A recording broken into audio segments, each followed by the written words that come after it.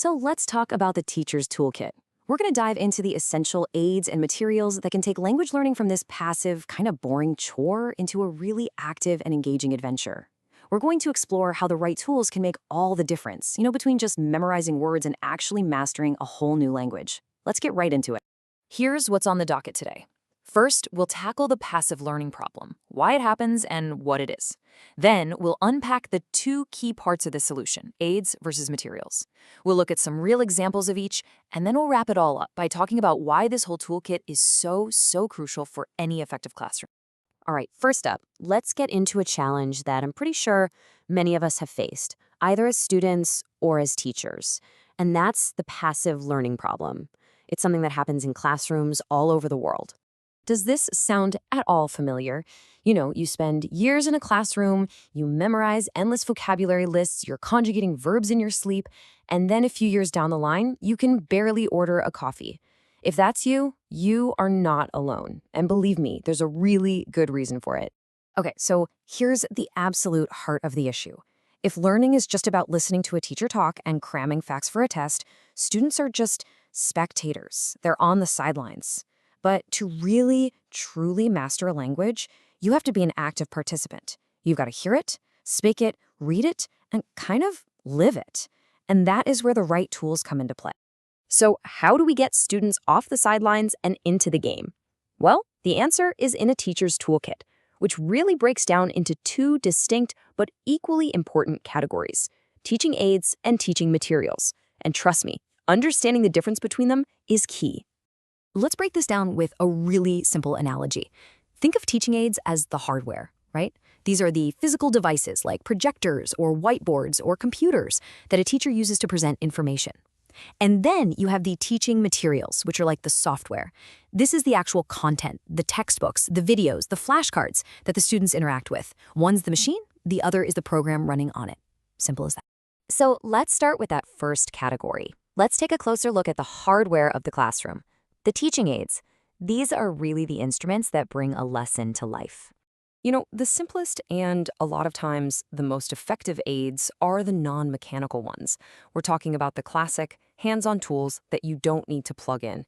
They are direct, they're super versatile, and they've been staples of the classroom for a very long time, for a good reason. And this slide shows the range perfectly. You've got the Blackboard, of course, the ultimate flexible tool for explaining things in real time. But then you have cool things like flannel and magnet boards, where a teacher can stick up pictures or word cards to build a scene. And this isn't just about showing something. It literally invites students to come up and move things around, turning a presentation into an interactive story. Now, the mechanical aids, the ones powered by tech, they've evolved like crazy. It all started with simple projectors. Then came tape recorders, which, for the first time ever, let students hear native speakers and actually record their own voices. That led to immersive language labs and, now, to computers, which put an entire world of interactive activities right at every student's fingertips. Okay, so we've got our hardware. Now it's time to load up the software, the teaching materials that actually deliver the language to the students. Teaching materials are really the heart and soul of the lesson. They're the content, whether it's visual, audio, or something else, that students actually engage with. But check out that last part of the definition, designed to sustain their enthusiasm. That is absolutely critical. Good materials don't just give information. They have to be motivating. And materials come in so many forms. You've got your traditional textbooks and dictionaries, of course, but there are also purely visual materials. Audio materials like podcasts or recordings, audio visuals like films and videos, and of course, the huge, ever-growing world of digital content. A really great teacher knows how to mix and match all of these to create a rich learning environment. Let's zoom in on visual materials for a second because they're so fundamental. This includes using Realia, which is just a fancy word for bringing in real-world stuff. I mean, why describe a pen when you can just hold one up, right? Flashcards are perfect for quick drills, while pictures and photos can instantly transport students to a different culture, providing all this amazing context for new vocabulary. And today, the software is smarter than it has ever been.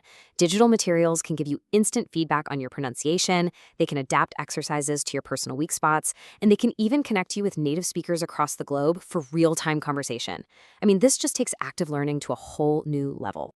So we've seen the hardware and the software. But let's bring it all back together and talk about why having a well-stocked, well-understood toolkit really, truly matters for both the teacher and the student. So, what makes a teaching material great? Well, the best ones usually share four key qualities. They have to be authentic, meaning they reflect how the language is actually used in real life. They've got to be clear and practical, helping students see how to reach their goals.